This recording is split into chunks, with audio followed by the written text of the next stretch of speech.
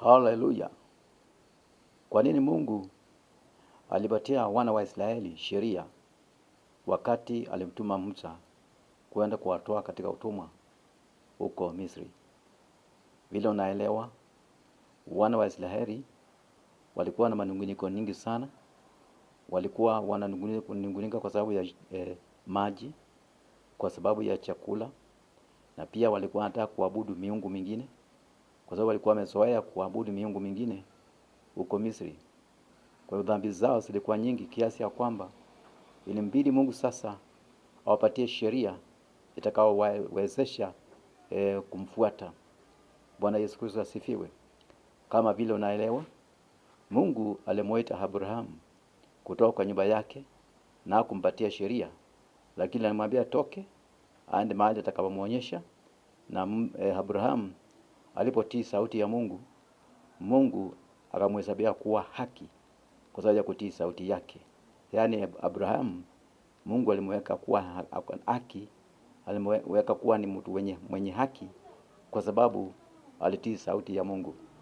Na Mungu akamwahidi ya kwamba atambariki, jina lake litainuliwa, na hata kupitia kizazi chake dunia nzima itaokolewa, dunia nzima itabarikiwa. Bwana Yesu Kristo asifiwe sana. Na pia ataitwa baba wa mataifa. Bwana Yesu Kristo asifiwe. Vile unajua, Mungu hakumpatia Abraham sheria yote. Vile unaelewa, Mungu hakumpatia Isaka mtoto wa Ibrahim sheria yote. Lakini wakati ilifika Jacob ambaye ndiye anaitwa Israeli, kizazi chake, yani watoto wake ndio wanaitwa Israeli, na Mungu ndio alipatia hiyo sheria kwa sababu ya dhambi zao. Wingi wa dhambi zao ukambidi Mungu akapatia sheria, ndiposa wakimfuata au bariki, wakikataa kumfuata awaachilie laana. Bwana Yesu Kristo asifiwe sana. Sheria ilikuwa ni ya kazi gani? Ilikuwa ni ya kuwatengeneza mpaka kuja kwake Yesu Kristo. Kwa sababu Mungu aliahidia Ibrahimu ya kwamba kupitia kizazi chake dunia nzima itabarikiwa. Kwa hivyo sheria yenyewe haingeweza kubariki dunia mzima. Sheria haikuwa na uwezo wa kufanya watu wapate uzima wa milele. Haingeweza kufanya watu yani waondolewe dhambi zao zote. Haingeweza kuunganisha mwanadamu na Mungu. Haingeweza kuunganisha Waisraeli na watu wa mataifa. Haingeweza kuwapatia uzima wa milele. Kwa hivyo sasa angeweza kuzaliwa mara ya pili. Tena roho wa Mungu angeweza kuingia tena katika roho za wanadamu, ndiposa wazaliwe mara ya pili kwa sababu ya sheria. Kwa hivyo sheria ilikuwa na upungufu wake, na ndiposa sasa Mungu akapatia wana wa Israeli sheria wakingojea kuja kwake Yesu Kristo.